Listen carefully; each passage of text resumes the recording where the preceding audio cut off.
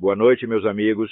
Começamos mais uma vez invocando a Santíssima Virgem Maria e o Santo Padre Pio de Petreucina para que roguem a Deus que nenhuma injustiça se cometa nesse programa.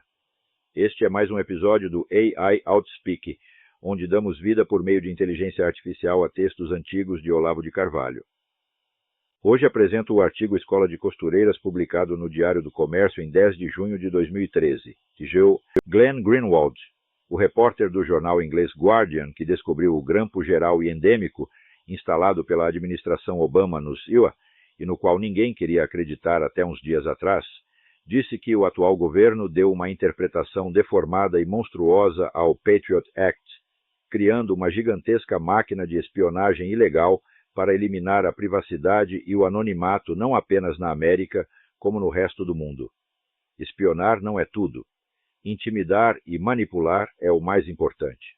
O governo americano não só usou o imposto de renda como arma de chantagem para paralisar e destruir toda a oposição conservadora e cristã, como, ao mesmo tempo, cobriu de isenções e regalias muitas ONGs notoriamente associadas a movimentos radicais islâmicos, inclusive uma, de propriedade do irmão do presidente, destinada a dar suporte político ao governo genocida do Sudão.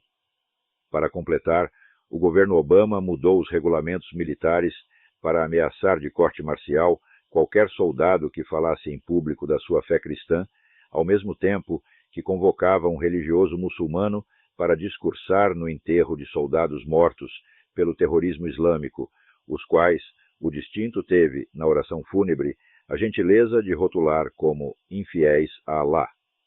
E cada vez vai se tornando mais claro que o desastre de Benghazi, seguido de repugnantes esforços de acobertamento, nasceu de um falso sequestro encenado para dar ao governo americano uma desculpa para colocar em liberdade o sheik cego Omar Abdurrahman, mentor de organizações terroristas, para quem quer que investigasse por conta própria e raspasse um pouco a superfície das coisas, já eram mais que previsíveis em 2008 toda a perversidade, a mendacidade psicopática e o caráter golpista daquilo que viria a ser o governo Obama. Para quem confia na grande mídia, entretanto, eram invisíveis, impossíveis e impensáveis. A redação dos maiores jornais e canais de TV, neste país até mais claramente do que no restante do universo, compõe-se de 10% de trapaceiros e 90% de cretinos que os admiram, que os repetem servilmente e que sonham em ser como eles quando crescerem. E destes, apenas 10% crescem.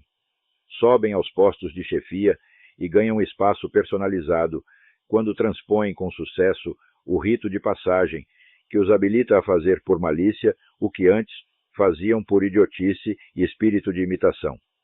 Aqueles que não consentem em ser nem trapaceiros nem idiotas acabam por se marginalizar ou ser marginalizados.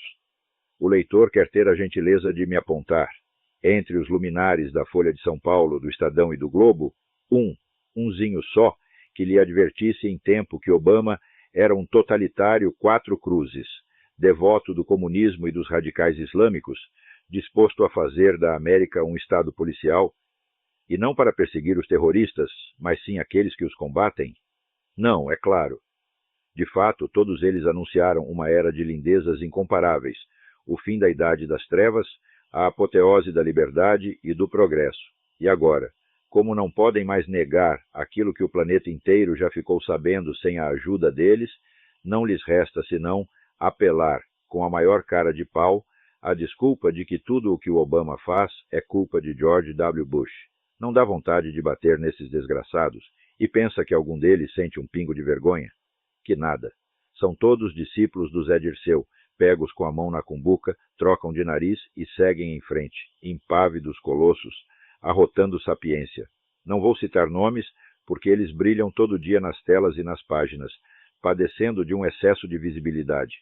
O que esses sujeitos e todos os seus similares entendem de política está no nível do que eu entendo de corte e costura.